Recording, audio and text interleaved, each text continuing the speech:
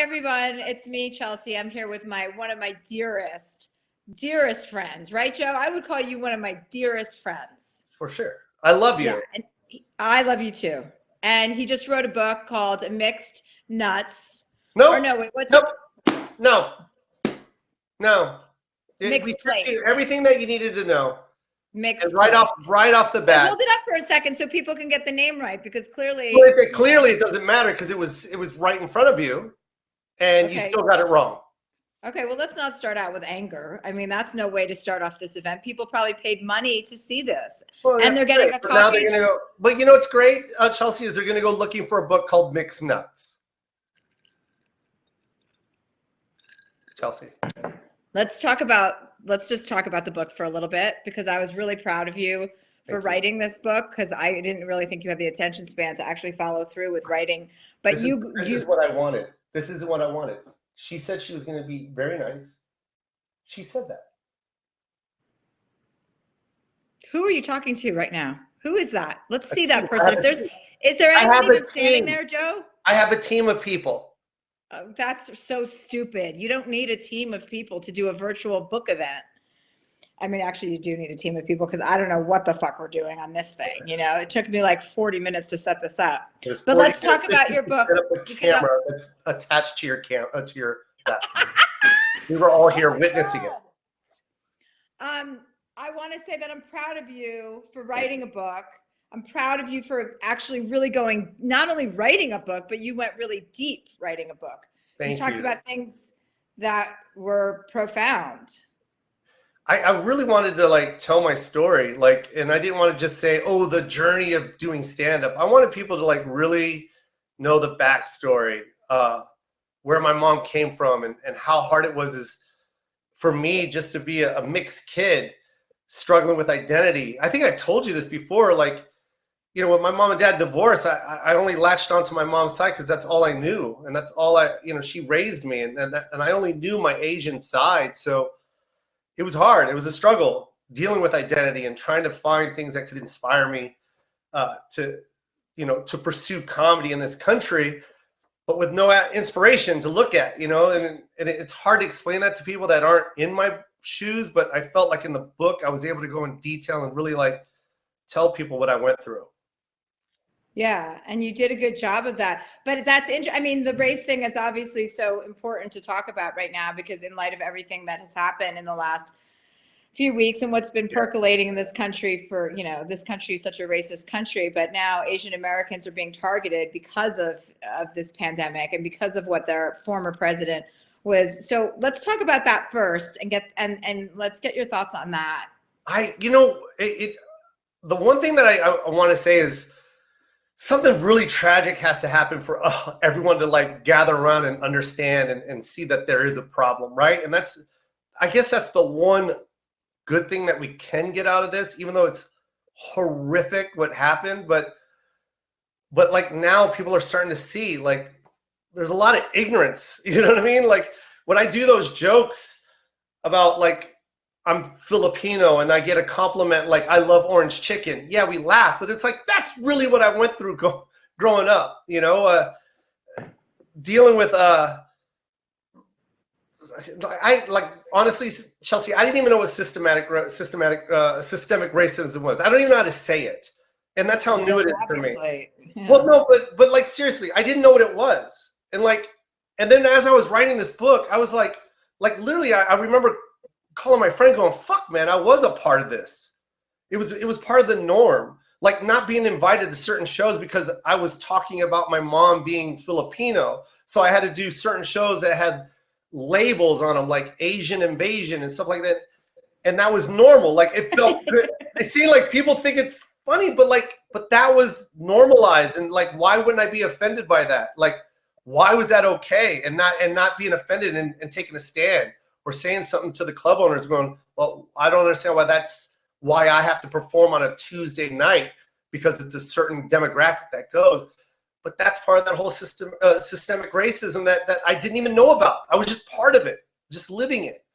And now with the light that's being shined on it, I hope we can take those steps forward and people start educating themselves that it's not about, oh, well, his mom's Filipino, white people won't get it, black people won't get it, and that doesn't make sense. My mom's just a mom. You know what I mean? We can all relate and get along. Well, let's talk about your mom though. So you and your mom have like deep, I mean, you have this deep bond, obviously, and you're a total mama's boy. Like you basically, you still live with your mother. I mean, you should tell people that, right? I mean, most of the time when you're in Vegas, you're basically living with your mother. So you should, yeah, let's let everybody know about that. Thanks, Chelsea. Yeah, I live with my mother. Okay, there it is, everybody. Okay. So when you're in Vegas, then that's who I was talking to earlier. For those my mom is right here. Come here. We love your mom. Mom. See, she's not there. For those of you who don't know, Joe spends most of his time in Vegas, but you do have a place in Los Angeles, right? Yeah. Yes. And you spend most of your time in Vegas because you love the mall. The mall, yes. Why is that such a thing with you? Why do you get mad when I say I'm at the mall? I don't understand. I don't get mad. I just wonder why you're at the mall like that. I'm from New Jersey, so the last time I saw a mall was a celebratory time. Like I see a mall and I'm like, get the fuck. I grew up going to malls. I don't want to see another mall. I enjoy the mall. I like shopping at the mall. It's my way of like, decompressing, getting my mind off of things. I like buying things for people. But you know who I don't like buying things for? You. Right? You want I'm wearing something you want me right now. Look at this, Joe. I'm wearing this. You want me to get up and show my pantsless body? I have no underwear on right now. So don't make me stand up, okay? I'm wearing the gift you got me. And if you want everyone to know what he got me for Christmas, no, I don't want anyone to know. I'm just saying you don't appreciate it. Whenever I buy you something. So stupid what you got me last time. Wow. A little baby Prada purse that was, I mean, like I'm going to walk around with a Prada purse. I mean, know me less. You see, you guys? Is that nice? Is that how a friend talks to another friend? Anyway, back to the. I did in the comments, you guys.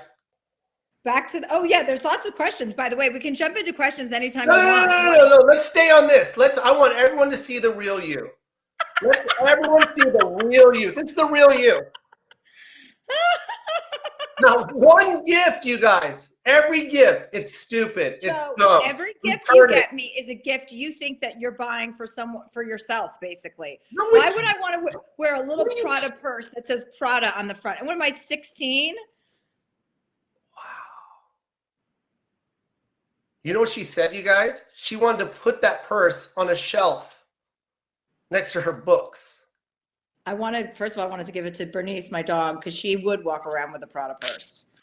And if she carried a purse, she would love to walk around with a Prada purse. And you said that was disrespectful. So what I said was, I gave it back to you. And I said to little Joe, thank you so much. I loved your gift. And then I told you, please return this or give it to somebody who's going to use it because it's a waste on me. And I don't want you to waste your money on me. Ever. You drive me nuts. Anyway, let's talk about your love life. Say thanks for this. I said thank you. Thank you. Say you love me. I love you. I love you too.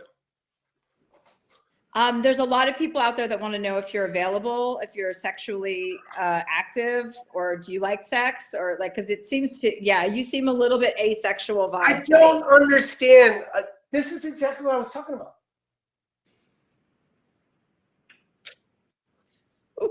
Who's over there? My team. I have a team. I have a team. Well, then do they think for you? It's you and me, Joe. You either pay attention or don't pay attention. Well, this is the conversation. I'm not looking over here. Hey, Bert, can you come over here and ask Joe a question? No, I'm present. I'm present. I'm present. Do you need to make yourself a cocktail? What is your question? Say it one more time. I don't remember now. I don't remember what the question was. Sounds like the liquor's kicking in. Okay, let's talk about it was about your sex life, and it was if you are interested in having a girlfriend. And I know that you have a history, which you talk about in the book, slightly, in my opinion, not enough. I know you have a history, but I really think you deserve to be with somebody that really loves you. So I want to help you get A, penetration, and then B, into a relationship. What is this? Why? This is an interview about your book. This is not... Yes, this is how it goes. So the question was, why did I choose this cover? Let me tell you why, Chelsea. No one cares about why you chose that cover, but yeah, we can talk about the book. Let's talk about, because when you were audio recording your book, I remember we spoke on the phone a couple times, and you said you got really, really emotional when you were doing it, and that surprised you. I didn't know. I really didn't. I thought, oh, I'll just go in and read, but then I didn't realize just how how deep some of those chapters got. And there was the one chapter about my brother that just, it took me a while to read through it. It was bringing back old memories and emotions that I kept inside for so long. I always wanted to tell the world about my brother, but I didn't know how to do it. And the book was the best way to do it, but it just took a lot. Emotionally, I was drained at the end of after that session. Even just thinking about it, like it drains me. It's emotional. But writing that down, writing a book is completely different than writing, jokes for stand-up, right? Yeah. Oh, wait. Yeah. Like when I go on stage and if I do talk about a situation that happened between me or my mom and my sister, I still trying to find a way to make it funny and laugh about it. But with my brother, it was just too, I couldn't find a way to make it funny. The only thing I could do is just tell the story. And it's a pretty rough story. Yeah, but it's interesting that the book came out during the pandemic, which is a time that you haven't really performed nearly as much as you've obviously been killing it on the road for the last 5-10 years. So this is a time.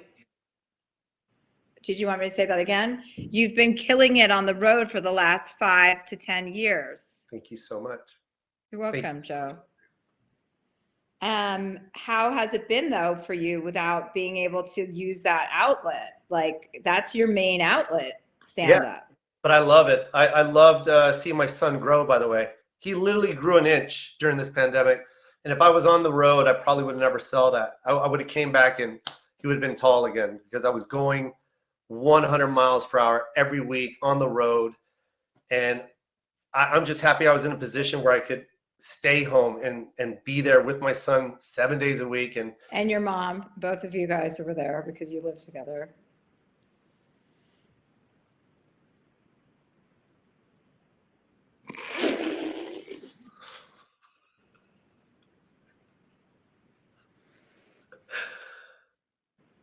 Let's talk about the dedication in the book and why it wasn't to me.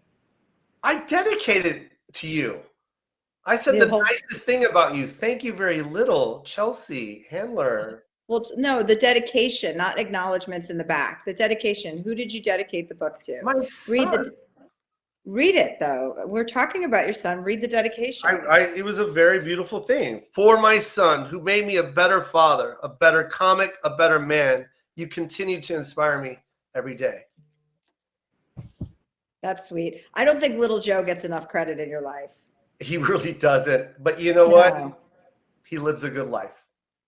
Yeah. Well, what does that mean? He deserves credit too. He's really inspiring to you. And he didn't make you a better father. He made you a father. That was your first time. It wasn't like you were a worse father. You've only been a father with him. Hey, I know. I just read the dedication. Do you feel like you're a good father? Yes, I think I'm an amazing father. I think you are too, Joe. Hold on, I'm going to ask you a question. Why do I love you? There's a million questions here, so we have to start. So much? Okay, here. How have you been teaching your son to learn and appreciate the Filipino culture? Great question. Fellow Filipino parent asking. My son really embraced fish in the morning. Fish in the morning. You embrace that, and he embraces that. Yeah, I want everyone to know this. I eat fish in the morning, and for some reason, Chelsea thinks that's disgusting. I think it smells strong. That's what I think. The question is, how would I even smell it? Because we've never woken up together in the morning. I don't know. Why every time I send you a picture, you go, disgusting, looks gross. Why don't you explain that? How do you even know it's gross? You're not even trying it. I can tell at that time of day. Nobody wants grilled fish. Well, I mean, obviously Filipino people really like it, but I don't want grilled fish in the morning, and I don't want it. It's not even grilled. It's off the bone sometimes. You're not even going to taste it. I can see it through the phone, and I can smell it through the phone. Your tongue will be numb from alcohol. Don't, please. I don't drink in the morning. Not anymore. But you're answering. You need to answer. Are you lying right now? So, yeah, I mean, I'll have a margarita before 11 once in a while if I'm skiing, but it's not a regular thing. Hey, you need to answer this man's question, though. How else are you incorporating Filipino culture as a Filipino parent? I think it's obvious what I'm doing. I mean, the stand-up alone is, educating my son and having him embrace it, giving him an identity, something that he can latch onto and appreciate and love. When I went to the Philippines, I shot that special in his elements. It was, all about uplifting Filipino culture and letting the world see exactly who we are as a people and what we do and how loving we are and how talented we are. And he was all a part of that. That was my favorite thing, was walking my son out on stage at the end of that special. That's cute. That's sweet. But Chelsea, you know what's really cool is the young girl that did the rap, the opening song for my special. She just signed a deal with Def Jam. So like that's what that whole special was about, was trying to create opportunity for people that live in the Philippines that have big dreams of being a rapper. Like that, Netflix gave her that platform, and they saw her and she got signed. So it was really cool. Here's a question, Joe. How are you handling your success of status, recognition, and finances? I love it. I love it. The finances, I love it. It's been great. I don't know how to answer that. I get to buy dumb gifts. Like for Chelsea, I get to buy dumb gifts that she could just give back to me. Throw in the garbage. No, I think that's a good question, though. How are you handling your success? How do you handle the psychodrama of being successful? Do you care? Are you reading stuff about yourself all day long? Do you care about that stuff? Do you feel like now that you've had such success that it's still a rat race? Like, do you feel like greedy for more, or like, how do you feel about all of it? I think that's a good question. It is a great question. I don't know. I'm not greedy. I just don't want to be at Nordstrom Rack again. And I'm not even trying to be funny. It was a hard journey, working 3 jobs, part-time, bussing tables, and then doing time at the Laugh Factory. And, the times I wanted to quit and not having health insurance while having and I have a kid and a baby's mom that I got to take care of, and just those, I don't ever want to be in that position again. So whenever I find opportunity to continue to work hard and provide, that I'm going to do it. So I never want to like take a nap. I don't. So it's like when I wake up, I'm constantly thinking of the next thing to do. And so even after this break, I know you've performed a little during COVID, but even after this year where we've all had time to kind of think about what we're doing with our lives, have that hasn't changed the way you see your work schedule going in the future? I am gonna pump the brakes a little, because I really loved seeing my son grow, and those there's times that I missed. I've talked to you about this, Chelsea, before, but I missed a lot of days with my son, birthdays and stuff like that, and I get so mad. There's times where I lay down and go, shit, man, I missed that birthday, because I was just so focused on being on the road and making money and building an audience and a fan base. And now I think I'm in that position where I can just enjoy it. And and now I get to take a break and just spend 2 weeks with my son without thinking about what I'm losing if I don't go on the road. So I want to do that more. And that's what this pandemic did. It made me really appreciate and value value that time lost. And that's why you that's why you spent so much time in a shopping mall during the pandemic, because you were so appreciative. Yeah. Yeah. Oh, are you leaving? Oh, is that who's going to talk for the rest of the hour? Is this what you're going to do? I'm just asking a question. You said you don't want to go to a Nordstrom Rack again. The only place you can find a Nordstrom Rack is in a fucking mall, Joe. That's where I used to work, Chelsea. But now I like to buy friends nice things because I'm in that. I have the ability to do that. But most of my friends appreciate the gifts, except for the one I'm talking to right now. I'm going to ask you another quick. First, this is Dan. He says, first, where are any of the gifts I bought you? Oh, what did you do? I gave them away. Gave it to an assistant. I told you if you did not return them for me that I was going to give them away. I'm not lying or dishonest about the fact that I don't like them. Here, this is from Dan. I first wanted to say thank you. Your comedy has brought me and my sister together. For you, what is the best part of doing live comedy? The kinetic energy with the fans. I love it. I've been offered these virtual shows and I keep saying no. And they're like, oh, it's great. You're going to love it. No, it's not. It's awful. There's nothing great about it at all. Being inside a room filled with people, a bunch of strangers that don't even know each other, but for some reason, for an hour and a half, we all laugh at the same thing. We all cry at the same thing. You can't replace that virtually. You have to be there and present, and that energy between humans, man, is just amazing. And I love it. I love live stand-up, and I'll never give it up. I just did a show at a mall, some open mic that was social distancing, and I had it, of course. Yeah, right when I said mall. Well, if you're there all the time, you may as well I knew she was to do this. What is your favorite comfort food? Inez wants to know. My favorite comfort food? Yeah. Mushrooms? Fish.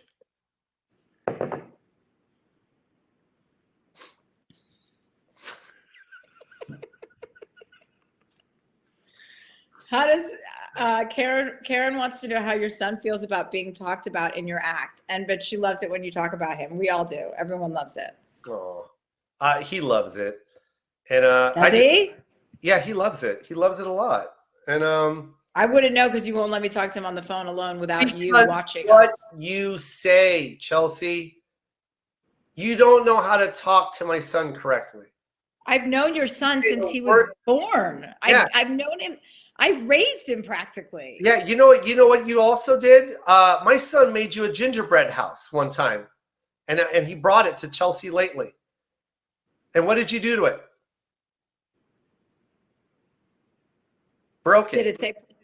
Did it say Prada on it? Did it say Prada on it on the side of the gingerbread house? Yeah. I didn't break that on purpose. That was an accident. I stepped on it accidentally. That's an accident. I didn't break it. That's terrible. No one would do that in such a thing. It was a different Chelsea. Okay, but anyway, Joe, if I could ever speak to him privately, which one day I hope I can, when he's legal, when he's 18, you'll let him have a private conversation. Never.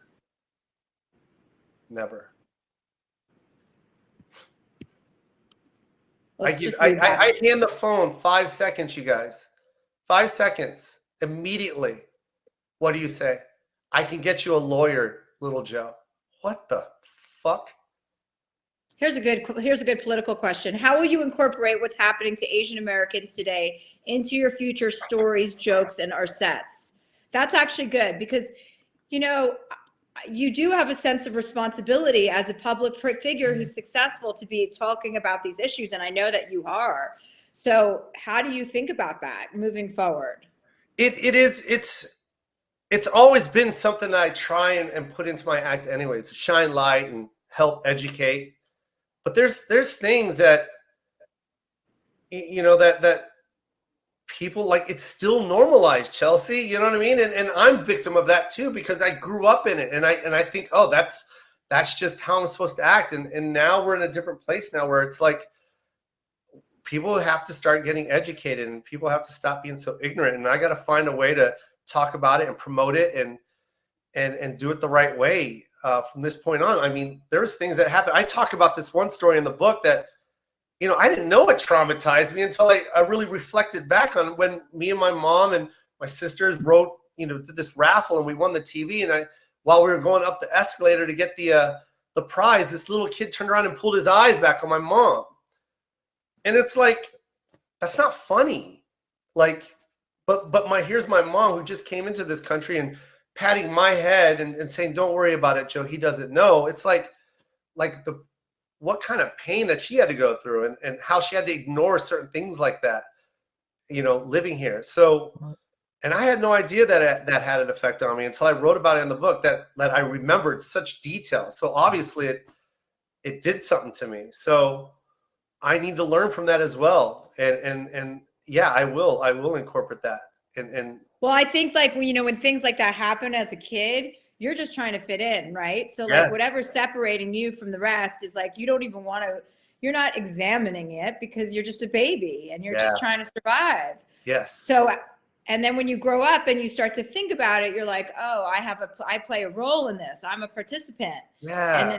And sometimes unwitting, unknowing participant, you know, it's about like learning about how are we contributing to the systemic cultural racism and sexism, all of it, and without even knowing. And you know, part of it is people who don't want to, you know, a lot of comics are like, oh, we don't want to, you know, go there. And it's like, I feel like we're at a place where everyone has to go there. Everyone has to address it and say something and have a comment on it, so that, you know, all your fans know where you're coming from, you know, and that they have language to use also and to understand it and their part in it. Yes, 100%. You couldn't have said it any better. That's exactly how I felt. Well, I guess I must not be that drunk, huh, Joe? No, you actually talk better when you're drunk, and you know that. I know. You do know that. There it is. That's a juice boost. Every day at 4, I'm on the West Coast. I don't know what coast you're on. Yeah. I need a juice boost. Yeah. Like a Jamba Juice boost, but with something else in it. Yeah. One of my favorite things about you, Joe, is, and you don't talk about this in the book because there's not a lot of room for it, but you can drink and maintain your composure or smoke weed. You can keep your shit together. And I respect that in a man, because there's not a lot of men that can like hang tough like that without getting sloppy. And I just want people to know that you can. Thank you so much. And I want to also say that you can't.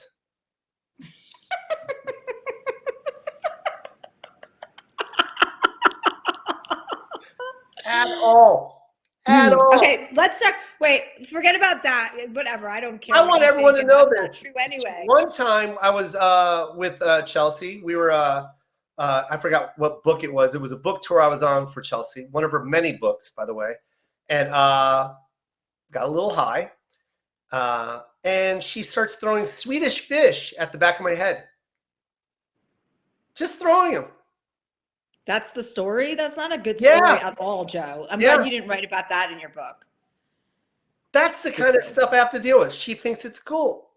A whole bag of fucking Swedish. That is not a bad story. That's just somebody drunk throwing something at somebody else. I want to talk about your cooking recipes. What's your favorite candy, Chelsea? Tell them. Swedish fish. I have sugar-free Swedish fish now here in Canada.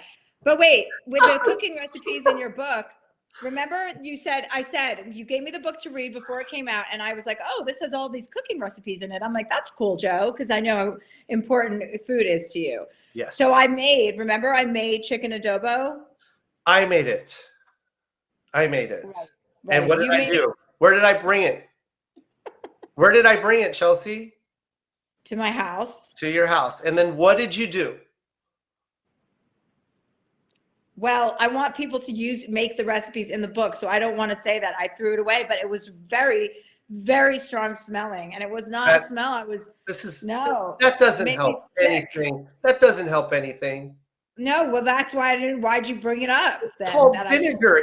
There's vinegar in the recipe. It's chicken adobo. It's an amazing recipe. You didn't even give it a shot. I think it is an amazing, guys, I just want to go on the record and say, I also think it's an amazing recipe. And I think all of the recipes in the book are incredible. Why would you say that? Who did you have eat the chicken adobo? Tell them who did you have eat it? I don't remember who Your ate it. assistant. Oh yeah, I had him test it first. Well, it was there for 3 days, so I wanted to make sure it was edible. But it was, yes, you are very good at cooking. I mean, this is not the way we're going to go about getting people to make the recipes in your book. But I want people to know that you do know what you're doing in the kitchen. Thank you, Chelsea. Do you believe me, Joe? It feels like I don't think anyone believes you. How about that? Who cares about what I think?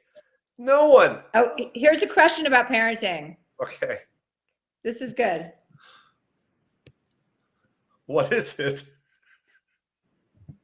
Oh, they want your camera to be more focused. I noticed that too, but I just thought it was me. It does look a little blurry.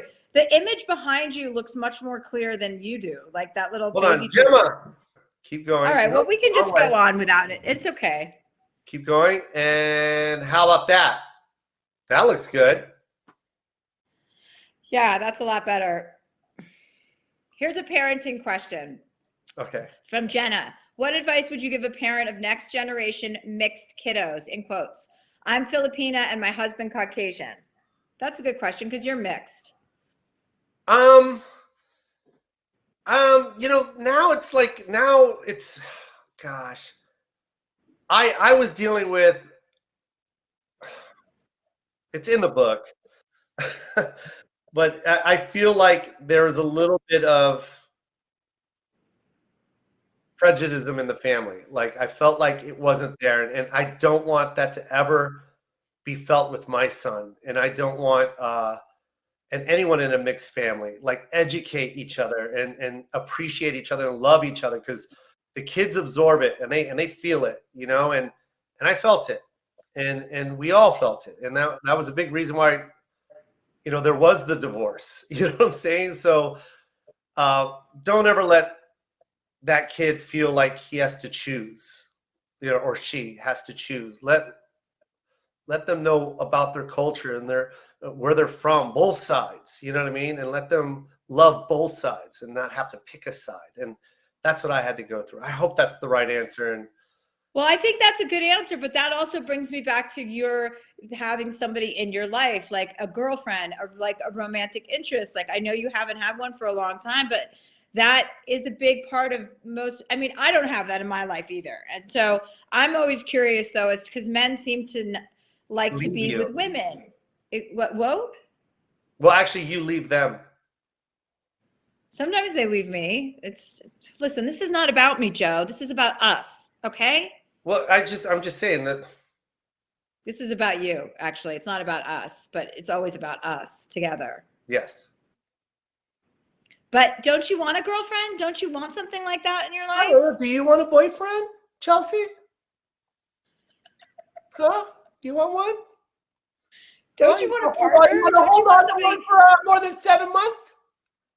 Don't you want somebody to love and adore you and be there for you? I mean, I respect that you don't have a girlfriend. I'm just curious, and I think people are probably curious too. I do. I want to find the right person. I got a kid. I want, I got this career. I've worked so hard for it, and I want to really focus on this. I'm in a point where I have a lot of things on my plate, and I don't think I have your mixed plate. Now you see why. Now you see why, don't you? Here's a question from Cassandra. Chelsea, do you see why? How did your dad's side of the family accept you? Man, that's such a tough question, because, like, I say it in the book, I don't know that side, and I feel bad. You know what I mean? I really do. And due to the divorce, that's what happened. That's why I only talk about my mom, and I only know that side of the family. And unfortunately, I had to figure out what it was in my head. Nothing was told to me directly, but that's how I felt. And it just sucks not knowing that I didn't know my dad's mom or dad or anything like that. I don't have that relationship, and it sucks. Yeah. It does suck. I don't like to say the words, you know what I mean? Because I don't want to put that out there, but it can only be one thing, you know. But it's okay to put it out there because you're not alone. Like so many people have that. So many people, even though Filipino culture is so close and enmeshed and, you know, with familial, but so are most cultures. Most cultures are family oriented. But I think it is important to put it out there because it's not negative. It's true. Yeah. And it makes other people understand that, like, you know, that are looking up to you, that, your history and your experience hasn't been perfect. You have your own traumas and your own disappointments, and giving voice to that is important for other people, you know, for to sure. hear. Yes, 100%. And my dad is, you know, I love my dad so much. My dad's a beautiful man. And, you know, we went through a period in my life where I didn't have that. I didn't have him in my life at that point, but he's, you know, he did come back. You know, he came into my life, and big supporter of my stand-up career. And Well, I bet. Wow. Well, that's what friends are for. Obviously, he's here now, but yeah, it must make you question the motivation. And, you know, is he really happy for you? And maybe that's not important, but of course it crosses your mind. Yeah, he is. He's a beautiful guy. I love him. Yeah. So what do you think? And what's Little Joe's relationship like with your dad? Oh, it's great. You know, especially now you got the phones that connects everybody. The FaceTime is good. You know what I mean? It's not like how we were kids. It was a phone call, and you hope to God that you caught it in time, because, you know, if you missed the call, you missed dad. You know what I mean? Whereas now the phone is on his hip. Anywhere he goes, you know, grandpa can FaceTime him and see him. So that's a beautiful thing that my son has. That's a luxury that he has, and he gets to build that bond with my dad, with his grandfather. Here's a cute story about somebody who met you, Jennifer Barth. If you were both on a chairlift hitting some fresh snow, what would be the conversation? Well, it would be this conversation. By the way, she said she met you at Mount Lee next to the cool metallic Tesla. You and your son and friends made my day. Oh, do you remember nice. her? Yes. But Tesla, I thought you had a Porsche that you can't shut the fuck up about. What is wrong? What is wrong with you? I just don't like labels. Porsche, Prada, it all makes me so sick. And somebody's asking if there's air conditioning or not heat in my house. I was skiing all day, so my hair looks like shit. So I have a hat on to make sure you don't have to see that. But yeah, there's heat in this house. You look amazing, by the way. But no one can even see you, Joe. I can barely see you. It's what are you blurry. talking about? Are you serious right now? Yeah, I think, can you take one of those, like, take a little cloth and wipe your camera front and see if it's not that? the camera. Well, I know what I'm gonna do. It's not my vision. I'm gonna do this. Okay, Chris got it. Okay. How about that? That's better. Yeah. Oh, look how cute you look. Now I'm blurry, so that's perfect. By the way, that wasn't my fault. You're clear now. That wasn't my fault. Joe, somebody just asked me just asked you what your favorite book is. Chelsea Bang Bang. I knew. See, he doesn't read books. That's the problem. I don't read books. But you wrote one. I wrote one. Yeah. How long did it take you to write the book, Joe? 2 years. And did you have somebody help you? Oh, for sure. I can't spell, obviously. You know that. I don't know that you can't spell because you always FaceTime me instead of text me, which is also incredibly annoying to get constant FaceTimes. What's that? I showed you the wrong one. That's a cool shot. That's a cool My shot. son signed it. That was the forum, Chelsea. Do you get nervous, Joe, when you perform in front of audiences that size? Look what else I put in the book. Oh, is that a picture of Brad Wallach? Hey, question. Do you get nervous when you perform in front of audiences that size? Or do you ever get nervous when you perform? I love it. It doesn't matter what size the crowd is. I just love it. I can't wait to get on But do you get nervous? No, not at all. Ever. Really? Never, ever, ever. No. ever. That's cool. I always get nervous. No, you don't. I power through it, but I get nerves are like my juice. Like that's how I do things. If I'm scared, I'm like, I better go do that. It's the same with skiing. If I see something that scares the shit out of me, I'm like, I'm going to have to ski that so that I can teach that mountain a lesson. I never saw that with you. I seen you go up and never nervous. I don't care. I love to get up in front of anybody. I don't care how many people. It could be a bar. It could be 6 people. It could be a coffee house. I'll go up anywhere. I would say of all the people from Chelsea lately, you have the best. Well, one of the I'm sure there's other people, but you have the best attitude about performing, about enjoying yourself, about self-promotion without it being annoying. Like you're really happy for yourself, and that's sweet. And you have such a good work ethic about it. And you're so positive. Like it really is infectious to be around somebody that positive.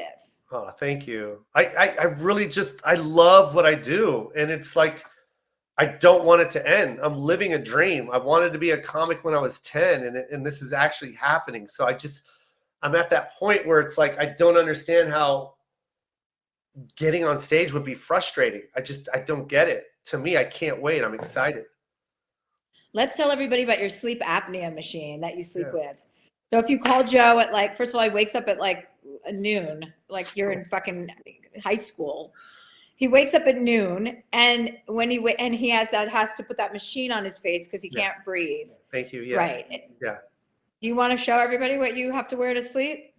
You want me to go get it? Is that what you're? No, you can. No, that's what you want me to do. You set up, why are you single? And then can you go get your sleep apnea mask? Yeah, well, when I did see that mask, I did understand why you're single, because it's going to be hard. That would be hard. But there are women who don't care. There are so many women that don't care about stuff like that. Obviously. Look at all the gross men who have girlfriends, and you're not gross. You're pretty cute, especially the way I like how you button your flannels all the way up. I can't do that because I don't have Just do it. I just look so butch when I do that. No, actually I don't. No, it looks good. Do you think I look butch? Leave it like that for the rest of the year. Okay, that's good. That's good. So then this goes over my nose. So if anyone, I just can't believe they have not modernized that. Like, if anyone have a single, I have to go to the bathroom. I'll be right back. Okay. Did you put your contraption away? We were just getting into that. You thought you were going to come back and I'm still fucking wearing the thing like Bane from Batman? I just don't understand why they haven't updated that. Like, there should be a smaller contraption for sleep apnea at this juncture. To be honest, this is the updated version. This is the Lamborghini of headsets. Chelsea? Yeah, I'm trying just to understand how that's possible, but I can't. I love how you're wearing it. Calling it a Lamborghini is a big stretch, okay? Of anything is a big stretch. And you can also get that surgery, Joe, by the way, so that you don't have to wear a machine when you go to sleep at night. No. See, you don't know. I have a different kind of sleep apnea. What kind? Surgery. Tell people, what if your future wife is on this thing and she wants to know how to take care of you in the middle of the night? What if you hiccup and, or roll over quickly and she doesn't know how to get your machine back on your face? I could die. No, you won't. Not on my watch. Not during this thing. Not during this virtual book thing. No, you're not going to die here. That was beautiful. That was beautiful. That was a beautiful moment between us. We have beautiful moments all the time. So I'm not worried about that. Tell everybody what we do when we hang up the phone, because he doesn't like how quickly I hang up. Yeah, because you hang up the phone in the middle of I love. He goes, I love you, and I go, love you too, and then I hang up, and he calls back, goes, what the fuck was that? You have to say, I love you, pause, and then wait, and then hang up. Exactly. And at first I was like, that's so fucking annoying, and then I realized, you know what, that's what you need, and I want to be there for you because I love you. No, and so even if it's annoying, I'm gonna do it. And so I do. I go, I love you, Joe. And then I wait, and like 1 Mississippi, 2 Mississippi, and then I hang up. Yeah, and she literally counts 1 Mississippi, 2 Mississippi, and that's the annoying part. You're not absorbing the love that I'm actually giving. Like, I genuinely love you. Spell Mississippi. Spell Mississippi. Mississippi. That was good. That was quick and good. You learned that. I remember that from school. I'm spelling it that smart. Right. You're an author, so you are smart. Thank you. Hold on. I'm going through these questions. I just want to make sure I get some of these good ones. Some of them are repetitive, so I think you can keep showing the book, but everyone on this is getting a book. Oh, here we go. Would you ever consider a singing career? I've heard you belt out and you can sing. No. Who's heard him sing? That's good. I've never heard you sing. Sing something. Chelsea. Why not? What am I What's going your to problem? sing? I'm not going to sing. I don't know. Sing Wet Ass Pussy or WAP, Cardi B's new song.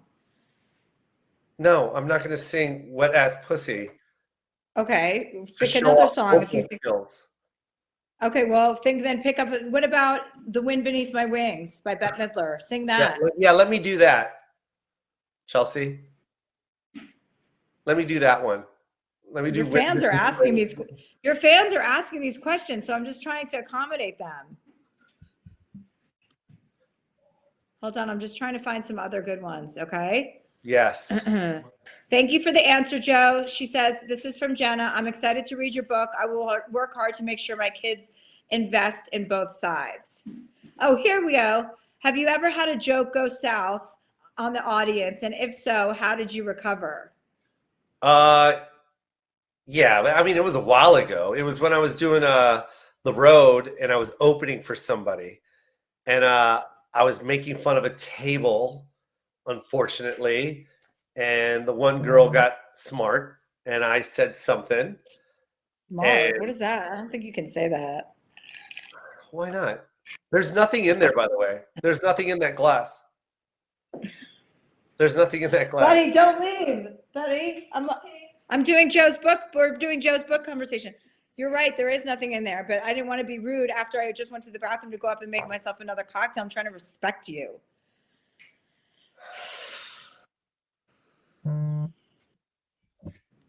I miss you. Excuse you. Did you just fart? No, it was my phone. My phone went off.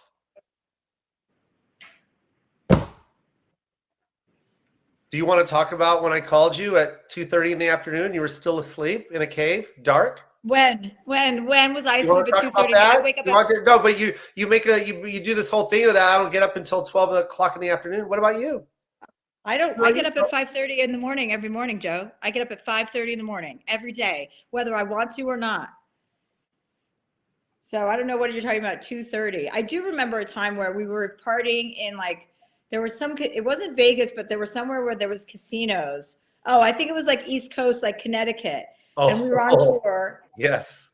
And I took a Xanax and then we went back out after I took the Xanax. Yeah. And I was at a blackjack table in my bathrobe with my eye shades and smoking a cigarette. And I remember you not being, why would you even let me out of my hotel room in that condition, Joe? I don't think anyone could say anything. Hey, Kelly, did you want to say hi to Joe? Don't mess with her memory. It's my ski buddy. What just happened? Did the same person just walk in with a different beanie?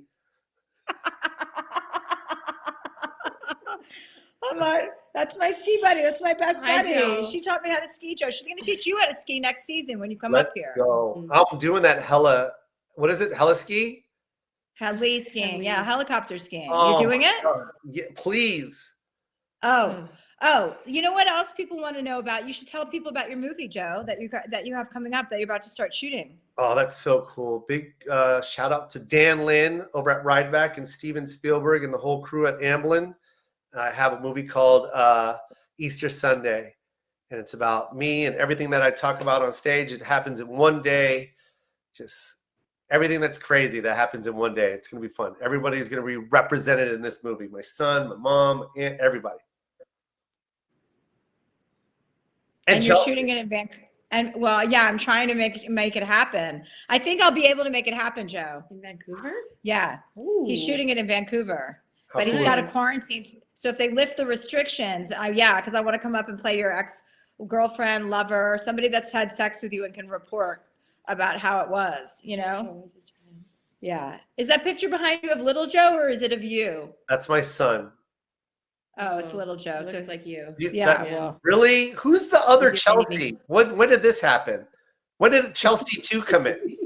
Hey, mini me. Chelsea 2.0. Mini me. Chelsea Stop 2.0. giving her You ideas. better be nice. You better be nicer. She's going to teach you how to ski like a badass. And then you and I are going to be off to the races. Let's You're going to be go. doing stand up on the top of mountains. I can't wait. We got Japan planned. That's where we're going too, Chelsea. Oh yeah, yeah. I definitely want to go to Japan. We're doing and that. ski. That's next year. Next year, travel is going to be booked everywhere though, because everybody's going to be so hard up to get the hell out of Dodge. Oh, we're going though. We're booking it. What do you keep looking down at? What's going on down there? Because I have a regular camera, and then I'm looking at you, and then I have to look back up to talk to you. And Just then keep your hands where I can see them, because otherwise it looks like things. You know what I mean? Like. No, I don't know Be what you mean. What do respectful. you mean? Well, What do be you mean? respectful. You think I'm doing this interview like Winnie the Pooh? There's just a shirt I on? don't. Huh? You think I have a bowl of honey on my lap and I'm just going at it? What is wrong with you? Where's Chelsea 2 at? She's in the kitchen. Will the audiobook be Fixing a released drink. tomorrow? People want to know. Yes. Your audiobook is released today or tomorrow? It's out now. Oh, so it came out today, right? Yes, ma'am. Okay. Somebody wants to know how do you stay relevant and how do you stay focused? I think you just it's not staying just change. Relevant's a tricky Relevant's term to tricky. throw around, especially to a famous person, because then it implies that you have to maintain your fame. Yeah. Right? Relevance. Yeah. And that's like I don't like that yeah. one. What I like Right. to do is I just like to write consistently. Like I'm always writing. Like when my hour hits, it's gone. I don't even try to do that joke again. If it's on my But stuff. nobody does, Joe. Once you burn the material, you burn. Unfortunately, Chelsea, no. There are some that still ride on some old hours, and that's why they're not moving. They tend to stay in one spot. But yeah, I like to keep them going. As many jokes as I can write, I write them. I want to come with you to the Philippines and have you show me around. I've never been to the Philippines. Wow, that would be so much fun. I know. If only we could ski there. Oh my gosh. Well, no, we'll go to the Philippines and then we'll go to Japan and we'll ski. Well, in my Japan. wife. Oh yeah, perfect. And my brother's wife is in the Philippines now, so we can go stay with her. Let's go. Let's build All a right. school together, Chelsea, in the Philippines. You and I. Oh, I would love to build a school for sure. I would totally be down for that. This is live, by the way. So everyone, you heard that. There's going to be a Chelsea Handler Joe Koy school, and we're going to build it. I don't think we need to call it Chelsea Handler. I'll contribute, and we'll call it the Joe Koy School. That's I don't need to piss on everything like a man. You know what I'd appreciate if you're going to do those little comments like that, those digs. Tell Chelsea too not to laugh out loud. Just tell her to keep it to herself. Keep the chuckles inside. All right. Look at her on her fifth. That's on her fifth drink already. Look Honey, at her. we're out of Pan the camera time. back We've to her. already done it. Pan the camera back to your ski instructor, the dangerous one that's filled with liquor. Look at this one. Filled with liquor? How can you tell? She's leaning on a window. That's a chair, Joe. That is a fucking chair. Sure. God, you're always saying shit like that. You don't Really? even know. Yeah, you don't even know parts of homes. What? Joe, we're out of time. It's almost an hour already. An hour just flew by with you harassing me, basically, is what it felt like. Is that what it felt like for you? Is that what it feels like when you're harassing Yeah. somebody, that someone's harassing you? That's what it feels Mhm. like. Wow. It felt like, yeah, totally. Yeah. Yeah. Totally. What do the people watching this get besides your book? Don't they get something else?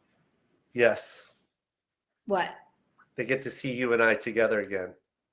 No, I think they get something else. Isn't there a third thing? Oh, shit. I thought there was something. I thought they were going to maybe see you perform live.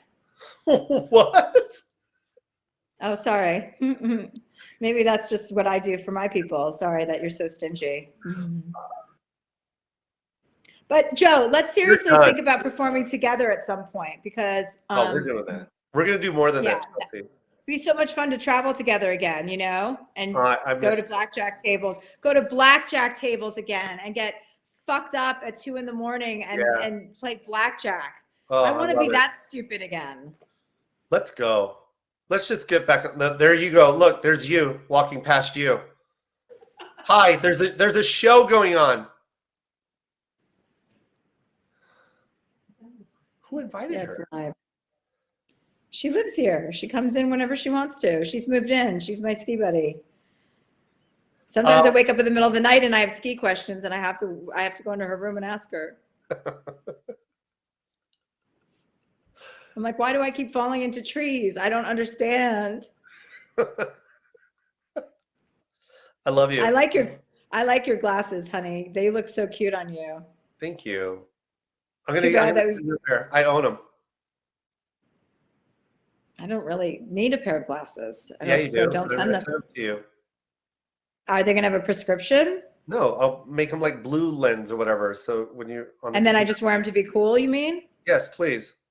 Okay, can you leave any writing off of it, like Prada or La Porsche or any of that garbage? I own the brand. I own it. Okay, so is it going to say Joe Koy on the side? That's even worse. No. So it doesn't say anything. There's no writing. This has to stop. This has to stop. When I give you something, appreciate it, please.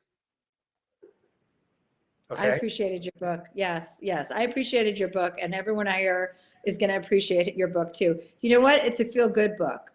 It feels good to read this book. I love you, Chelsea. You did read it, and I want everyone to know that Chelsea did read it, and you were the first one to read it, to be honest. And yeah, well, you got to me right away, and I love you for that. Thank you so much. Well, I would read anything that you wrote, Joe. Once, anyway. So thank you, everybody. That's not how you compliment. That's not how you compliment. So you're going to start over, is what you're going to do. You're going to figure out another compliment, and you're going to sit on it. You're going to sit on it at the end and deliver it with like a genuine passion, like loving, like it's very loving. So let's go again. Let's take that from the top. Okay. Let's do it again.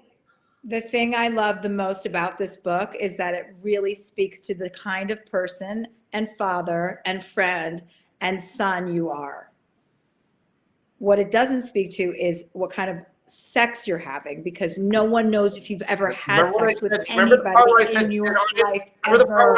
No one's seen you with a woman ever or a man. Like, if there's something you need to tell us, please. But I want you to be penetrating or getting penetrated. I just think that's important.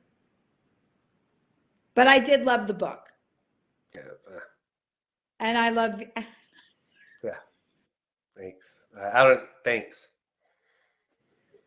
I love you. I really do love you. I think everyone can feel it. I love you so much, Chelsea. You're the best. You really are. This was fun. And I said it in the book, and you know I said it. I say it time and time again. You're a big part of all my success, and you know what I mean. Chelsea lately put a lot of successful people on the map right now, and you guys know who you are. It's because of Chelsea. So thank you for giving us that platform and sharing the limelight that you did. I love you for it. Always, love you, Joe. Always indebted for you. I love you. Love you guys. Thanks everybody for coming today. I hope you had fun with us. I had fun. Hey, say mahal kita to everyone. Say mahal kita. Mahal kita. Yes. Love you, honey. Bye. Bye, Chelsea.